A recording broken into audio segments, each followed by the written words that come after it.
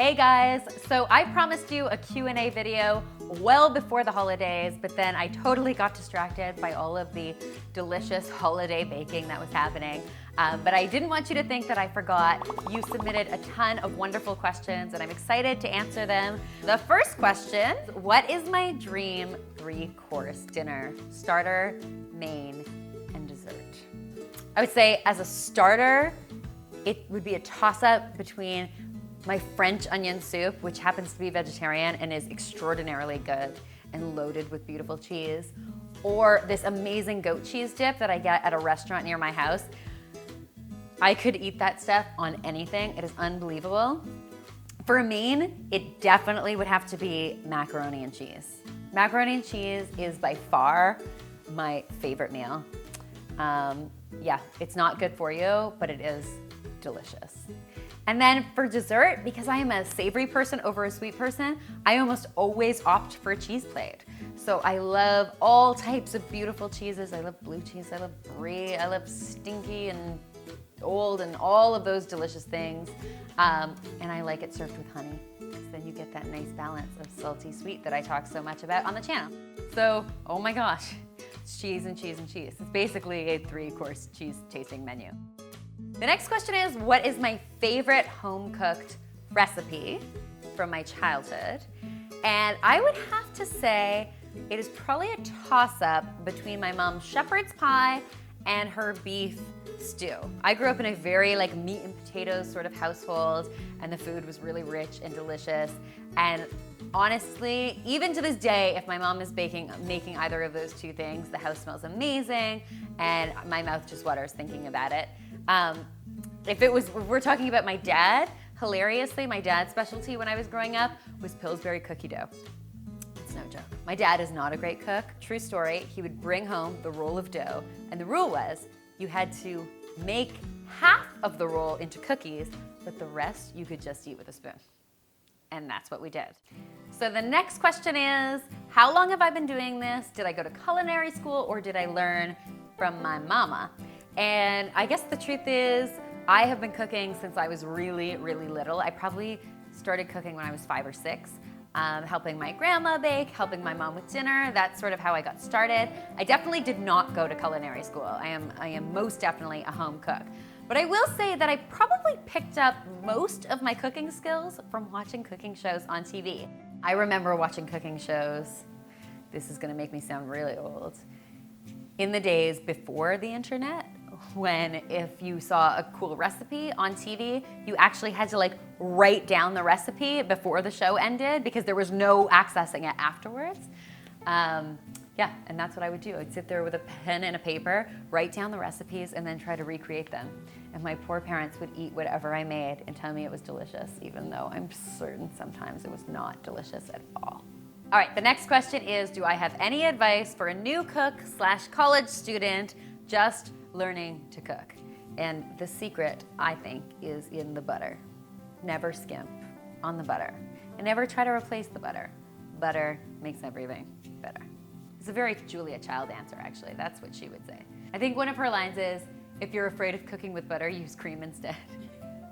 My other piece of advice would be try new things. Don't be afraid. I try new things every single week on this show. Some of them work, some of them don't. The ones that work get shared with you. The ones that don't, often don't. But really, you'll develop a love of cooking and a passion for food by trying new things.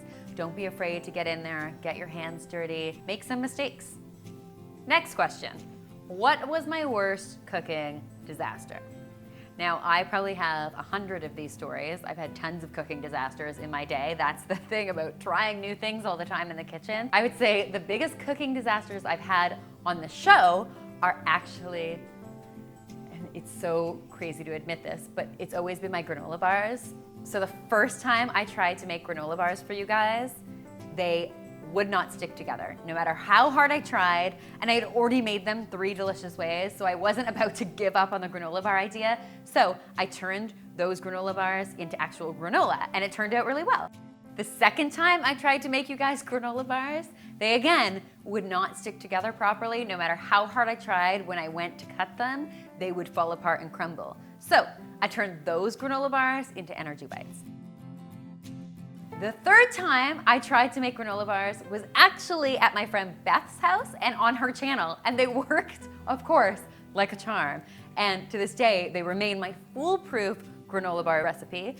Even a disaster in the kitchen can still be delicious. Okay, so for our next question, where am I from, where did I grow up, and where is my family from? My dad is American from New Hampshire. My mom is Canadian from New Brunswick. They met in a small town called Leamington, Ontario, which is where I was born. And then we moved to Toronto when I was 2, and I've lived here ever since. So I live in Toronto, Ontario, Canada. What is my favorite TV show? You know, my favorite TV show of all time is The West Wing. I have seen every single episode and I watch them back to back. I think it's something like 128 episodes or something in total. And if you have not watched The West Wing, you need to watch it. It is so extraordinary. It's, as far as I'm concerned, probably the best show that ever aired on cable. Right now, I am watching all of Star Trek Next Generation on Netflix, and I will tell you, I am thoroughly enjoying it.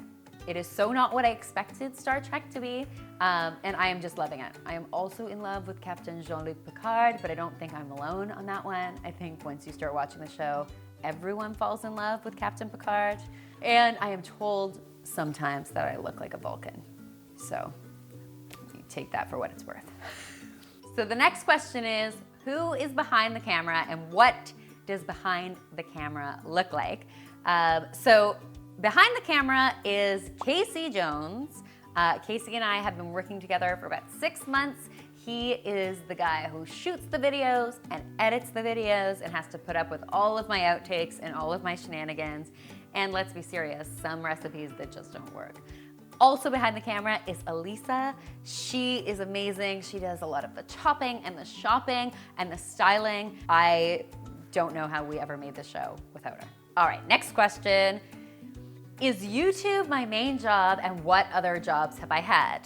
So YouTube is now my main job. So this is what I do for a living. I feel really, really lucky to get to do it. And I'm just so grateful that you all have enjoyed it because it's mostly because of you I get to do this for a living. I have had all sorts of awesome jobs in the past. I have painted houses. I have been a waitress. I have been a poker dealer.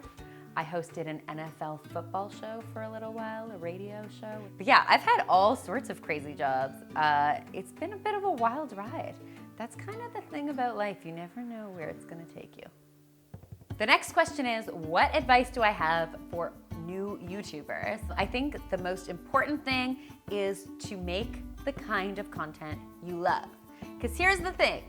If you are going to be making YouTube videos for the next 5 years and you're making content because you think the viewers will love it, then you're not going to love it enough to stick with it. Make content you love and you enjoy and you're excited about and you really want to share. That always comes through the camera, and I think that's really what viewers respond to. I really hope you guys enjoyed this Q&A video. If there are any questions that I didn't get to, be sure to leave them in the comment section below and I'll try to do another Q&A video as soon as I can. And if you have any ideas or things you'd love to see on the channel, be sure to leave those in the comment section below too, because you know, I get a lot of my inspiration for the channel from you. So please don't hesitate to ask for what you'd like to see and I will be very happy to oblige. Thank you guys so much for watching. And as always, don't forget to subscribe because there is lots more deliciousness where this came from.